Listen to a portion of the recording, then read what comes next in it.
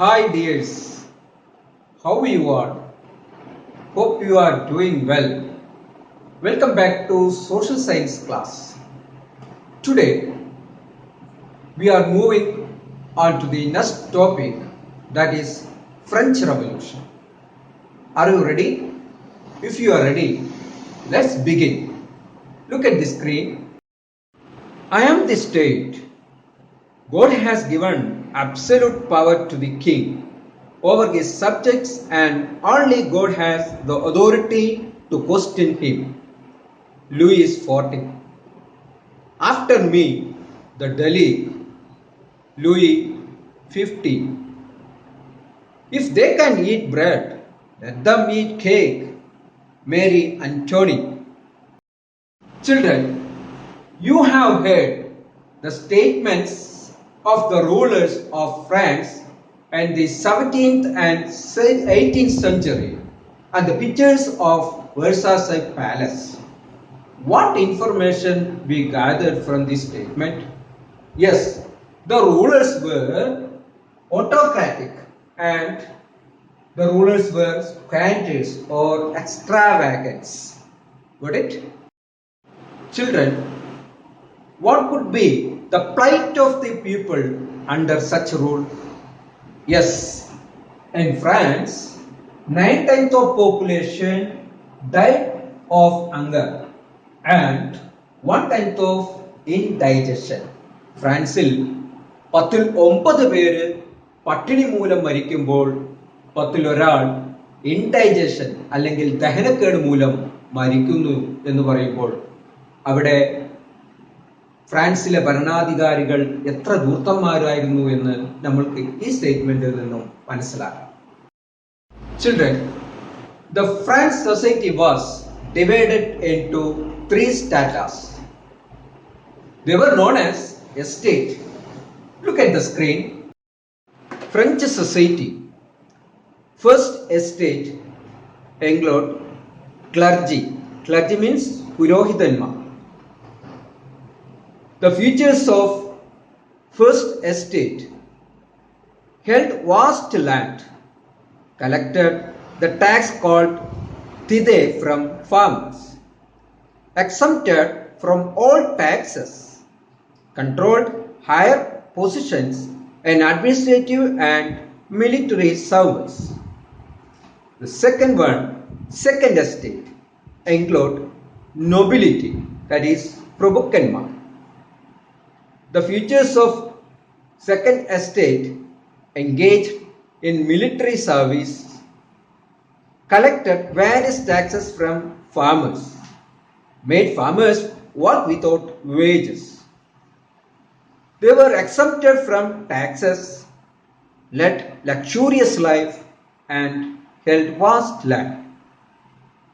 Third estate includes the middle class, including traders, writers, lawyers, officials, teachers, and bankers, farmers and craftsmen.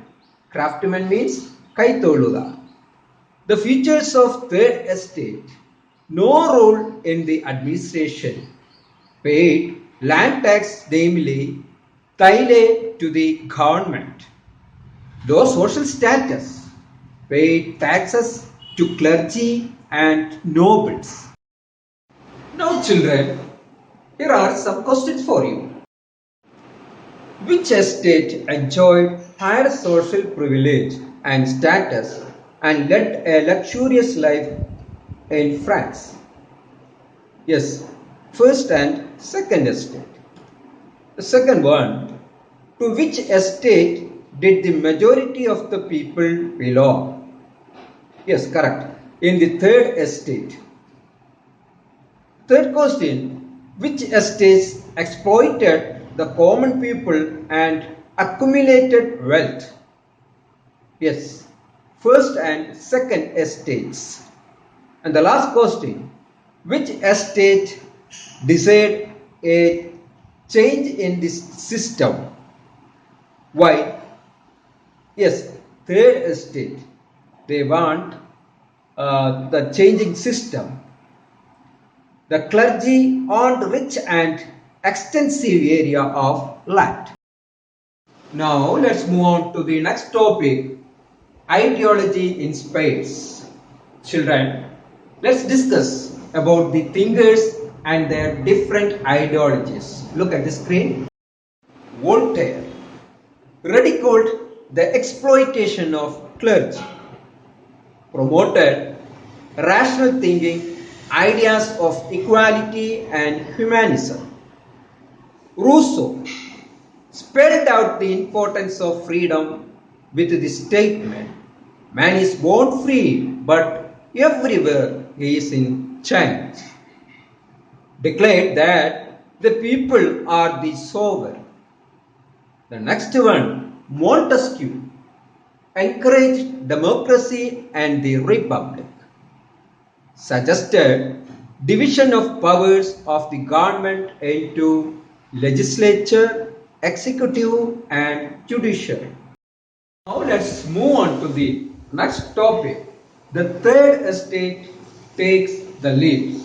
See, the luxurious life and the splendors of the Bourbon kings, clergy and the lord and the frequent wars they waged, along with the frequent spells of drought and prophelia, brought France to the brink of bankruptcy. നമുക്കറിയാം ഫ്രാൻസിലെ ബോബൺ രാജാക്കന്മാർ അവർ ആഡംബരപ്രിയരായിരുന്നു, എക്സ്ട്രാവാഗന്റ് ആയിരുന്നു. മാത്രമല്ല ഇടയ്ക്കിടയ്ക്കുള്ള വാറും അതുപോലെ തന്നെ ഡ്രോട്ടും അതായത് പ്രൊഫൈലിയറും മൂലം France bankruptcy അതായത് പാപ്പരത്തിലേക്ക് ഫ്രാൻസിനെ നയിച്ചു. Then the financial and the military assistance given to the American colonies in the American War of Independence also aggravated the financial crisis in France. നമുക്കറിയാം അമേരിക്കൻ വാർ ഓഫ് ഇൻഡിപെൻഡൻസിൽ ഫ്രാൻസ് സാമ്പത്തികമായി സഹായിച്ചിരുന്നു.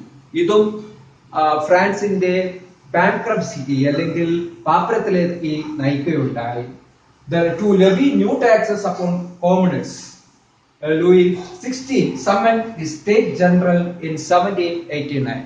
ഇത് നോക്കുക, പുതിയതായിട്ടുണ്ടാക്കിയ സാധാരണക്കാർക്കെതിരെ അവരോട് മേടിച്ച ടാക്സുകൾ അത് വല്ലാത്തൊരു രീതിയിലേക്ക് ഫ്രാൻസിനെ നയിക്കുകയും Louis 16 summoned the State General in 1789.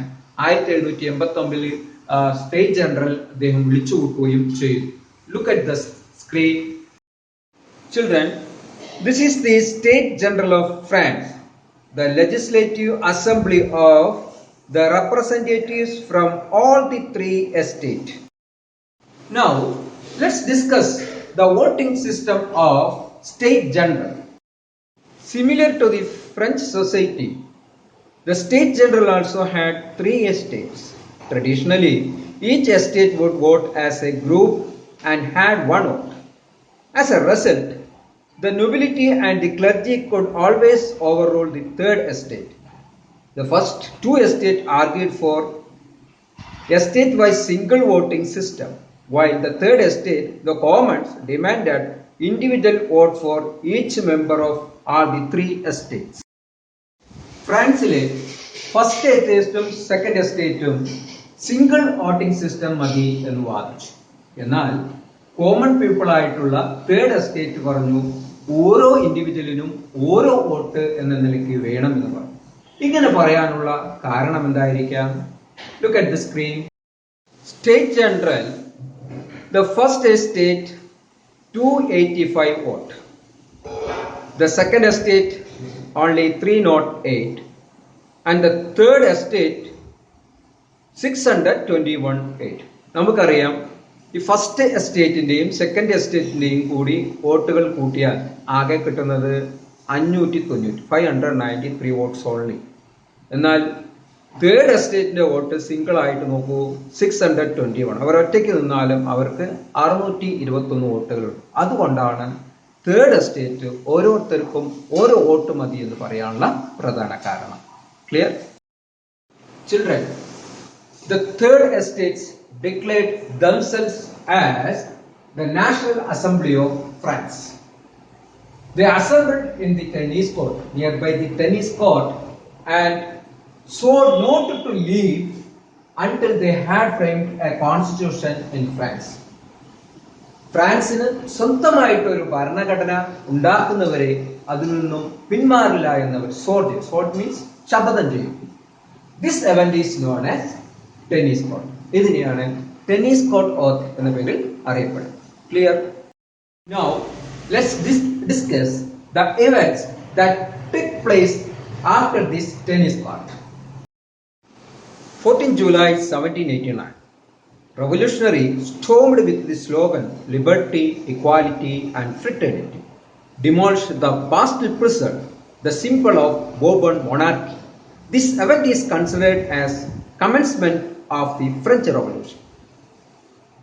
14 July 1789 liberty, equality and fraternity, സ്വാതന്ത്ര്യം, സമത്വം, സാഹോദര്യം എന്ന മുദ്രാവാക്യവുമായി റവല്യൂഷണറി ഫ്രാൻസിൽ നടന്നു. ഡെമോളിഷ് ബാസ്റ്റിൽ പ്രിസനെ അവരെ നശിപ്പിക്കുകയും അതുപോലെ the symbol of the Bourbon monarchy, ഈ ബാസ്റ്റിൽ പ്രിസൺ ബോർബൺ രാജാക്കന്മാരുടെ സിമ്പിൾ അടയാളമായിരുന്നു. This event is considered as the commencement of the French Revolution. ഇതൊരു ഫ്രഞ്ച് റവല്യൂഷന്റെ തുടക്കം മാത്രമായിരുന്നു. 12th August 1789, the National Assembly passed the Declaration of the Rights of Man and the Citizen. മനുഷ്യാവകാശ പ്രഖ്യാപനം നടന്ന വർഷമായിരുന്നു 1789. October 1789, thousands of women marched from Paris to the Palace of Versailles with the slogan "Give us bread." ഞങ്ങൾക്ക് ഭക്ഷണം തരൂ എന്ന് പറഞ്ഞ് ആയിരക്കണക്കിന് സ്ത്രീകൾ വെർസാസിൽ കൊട്ടാരത്തിലേക്ക് മാർച്ച് നടത്തി. September 1792, the National Convention formed as per the new constitution proclaimed France as a republic. France ഒരു റിപ്പബ്ലിക് ആയത് September 1792 Now let's move on to the next topic, from France to other nations. See, when France sneezes, the rest of Europe catches cold. France എന്ന് തുമ്പിയാൽ Europe ആകെ cold പിടിക്കും എന്ന് പറഞ്ഞത്. That is none other than Metternich, Austrian chancellor. നിങ്ങൾക്ക് one mark question പലപ്പോഴും ചോദിക്കാറുണ്ട് ഈ ഒരു quotings. When France sneezes, the rest of Europe catches cold, by Metternich, Austrian chancellor. Clear? So children, now let's discuss the influence, the impact of French Revolution. Influence of French Revolution. The first one stimulated all the later revolutions in the world. പിൽക്കാലത്ത് നടന്ന എല്ലാ റവല്യൂഷനും ഒരു stimulation ആയിരുന്നു French revolution. Ended the feudal system in Europe and threatened the autocratic rules. Third one, proclaimed that nation is not merely a region but the people. Nation എന്ന് പറയുന്നത് ഒരു രാജ്യമല്ല, പീപ്പിളാണ്, ജനങ്ങളാണെന്ന് തെളിയിച്ചു. Contributed the concept of people's sovereignty. And the next one, led to the emergence of nationalism. ദേശീയതയിലേക്ക് അത് നയിച്ചു. Then helped the growth of middle class. സാധാരണ ഒരു middle ക്ലാസ്സിന് അത് ഹെൽപ്പ് ചെയ്തു. Spread the ideas of equality, liberty and fraternity. Equality സമത്വം, liberty സ്വാതന്ത്ര്യം, fraternity സാഹോദര്യം എന്നീ ഐഡിയാസ് ലോകത്തിലാകെ സ്പ്രെഡ് ചെയ്തു. These are the influence or impact of French Revolution. Children, now let's move on to the next topic, Napoleon and French Revolution. See, the French who revolted for noble aim had survived under the autocratic rule of Napoleon Bonaparte for a short period. കുറച്ച് സമയം Napoleon ബോണപ്പാർട്ടിന്റെ അണ്ടറിൽ France കഴിഞ്ഞിരുന്നെങ്കിലും Napoleon played a crucial role in the defeating the യൂറോപ്യന്മാരെ Napoleon തുരത്താൻ അദ്ദേഹം പ്രയത്നിച്ചു. Alliance which was formed under the leadership of Britain against France in the post-revolution period. He reached the power in France in 1799. 1799 ഫ്രാൻസിന് തന്റെ അധീനതയിൽ Napoleon Bonaparte കൊണ്ടുവന്നു. Then, to an autocratic, he instituted several reforms in France. ഫ്രാൻസിൽ ഒരുപാട് reforms പരിഷ്കാരങ്ങൾ Napoleon Bonaparte കൊണ്ടുവന്നു. Let's see some of the reforms of Napoleon Bonaparte. Look at the screen. Farmers were made the owners of land.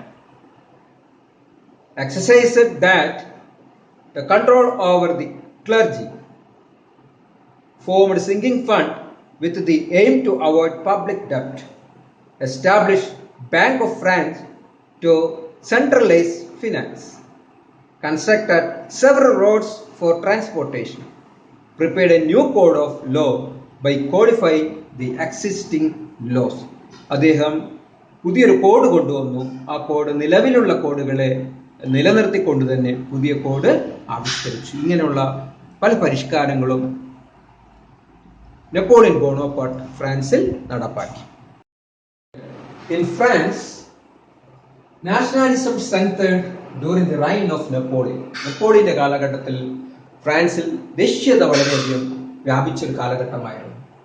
By one he invaded the other European country. ഓരോ country class ആയിട്ട് European countries അദ്ദേഹം ആക്രമിച്ചുകൊണ്ടിരുന്നു. Then the European countries feared that the reforms of Napoleon would spread all over the Europe. Europe ആകെ നെപ്പോളിയന്റെ ideas spread ആവുമെന്ന് ഇവർ കരുതിയിരുന്നു. They were afraid of the ideas of French Revolution and not to Napoleon.